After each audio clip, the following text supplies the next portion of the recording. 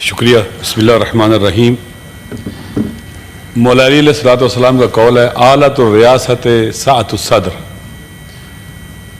حکمرانی کا جو آلہ ہے، ٹول ہے، وہ شرح صدر ہے، برداشت ہے، تحمل ہے، صبر ہے.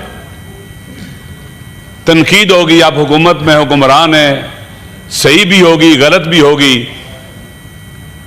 حکمرانی کے لیے جہاں شجاعت چاہیے، جہاں انسان کا سخی ہونا ضروری ہے، وہیں پر انسان کا صدر اور شرح صدر رکھنے والا بھی ہونا ضروری ہے. بالآخر آپ پاور میں، اقتدار آپ کے پاس ہے، مختلف لوگوں کو تکلیفیں ہوں گی، پریشانی ہوں گی، لوگ تنقید کریں گے، نقد کریں گے، اعتراض کریں گے، صحیح یا غلط. اگر آپ چاہتے ہیں کہ آپ کی حکومت باقی رہے، آپ کا اقتدار باقی رہے، یہ سلسلہ آگے بڑھتا رہے، تو آپ کو تنگ نظری سے نکلنا ہوگا، آپ کو سینہ کشادہ رکھنا ہوگا اگر آپ چاہتے ہیں تو. جمہوریت کے بارے میں کہا جاتا ہے کہ جمہوریت جو ہے ایک دوسرے کو برداشت کرنے کا نام ہے. مختلف تعریفیں کی جاتی ہیں. آپ دیکھیں 8 سپتمبر کو جو اجازت دی گئی جلسے کی، میں خود اس میں گیا کیونکہ میں اسلام آباد پنڈی کا رہنے والا ہوں. 700 سال سے ہمارا خاندان نسل تا نسل یہاں پر ہے. آپ یقین کریں ڈپٹی اسپیکر صاحب، وہاں جانا بہت مشکل تھا. عورتوں کے لیے، بچوں کے لیے، نوجوانوں کے لیے، جوانوں کے لیے اتنی رکاوٹیں کھڑی کی گئی تھی. جب آپ جمہوریت یعنی الیکشن کے ذریعے تبدیلی کے راستے بند کر دیں گے، جب آپ عدلیہ کے ذریعے راستے سارے بند کر دیں گے تبدیلی کے، جب آپ پارلیمنٹ کا تقدس ختم کر دیں گے، اس پر حملے شروع ہو جائیں گے، اس کے اندر سے لوگوں کو گرفتار کیا جائے گا. دنیا دیکھ رہی ہے ہمارا یہ کردار. تو جب لوگ یہ سمجھیں گے پاکستان کے عوام کی تعداد میں 60 سے 70% جوان ہیں، 8 فروری کو الیکشن ہوتا ہے، 9 کو چینج ہو جاتا ہے. لوگوں کو اجازت دیں کہ لوگ گھروں سے باہر نکلیں، اپنا احتجاج کریں پازیٹیو طریقے سے. اسی سے چیزیں آگے بڑھتی ہیں. لیکن راستے روکے جاتے ہیں. جب یہ سارے راستے روک دیے جاتے ہیں تو لوگ اگر پارلیمنٹ سے مایوس ہو گئے، عدلیہ سے مایوس ہو گئے، الیکشن کے ذریعے چینج لانے سے مایوس ہو گئے، آپ بتلائیں کون سا راستہ ان کے لیے ہے؟ جناب یہاں سے پہلے خطاب ہوا ٹریجری بینچ سے کہ احتجاج قائد اعظم نے کہاں کیا؟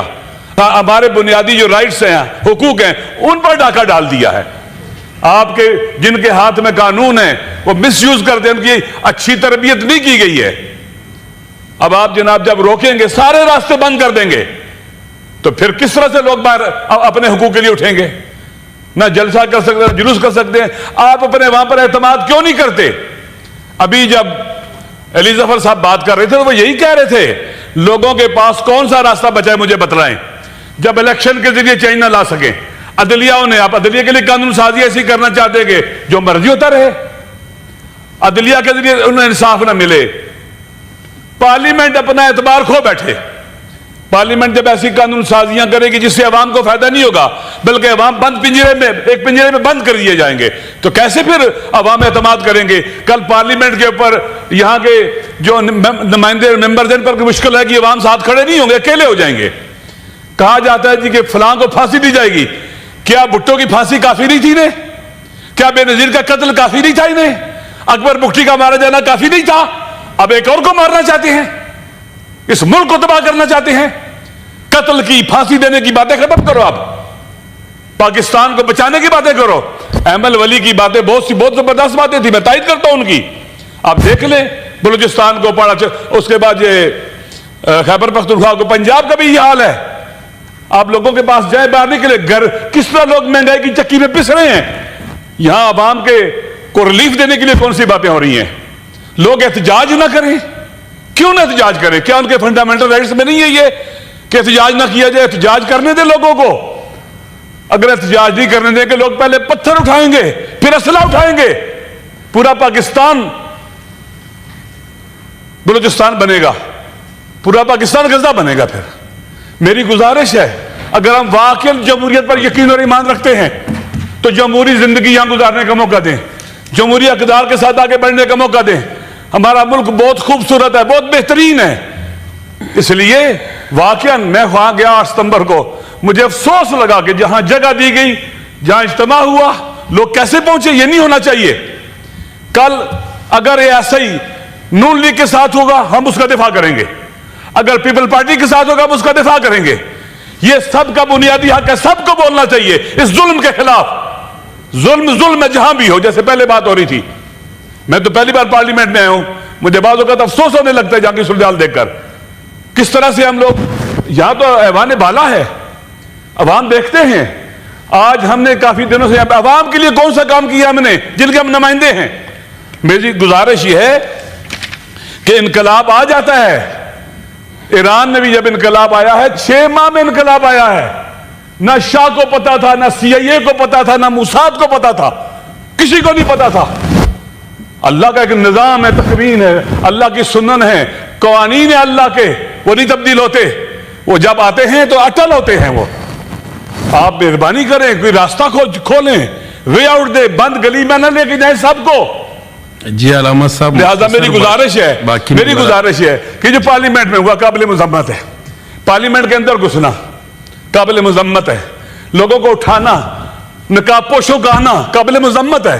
احمد ولی نے صحیح بات کی.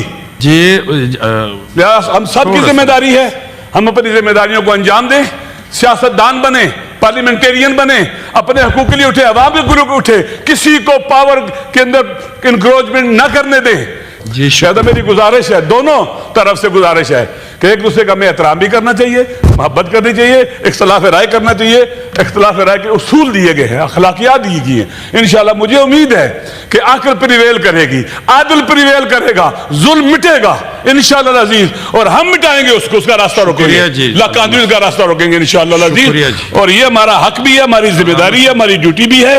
یہ جو قانون پاس کیا گیا ہے, اس قانون نے ہمارے حق پر ڈاکہ ڈالا ہے, مظلوموں کے حق پر ڈاکہ ڈالا ہے. یہ ظلم ہوا ہے ہمارے خلاف.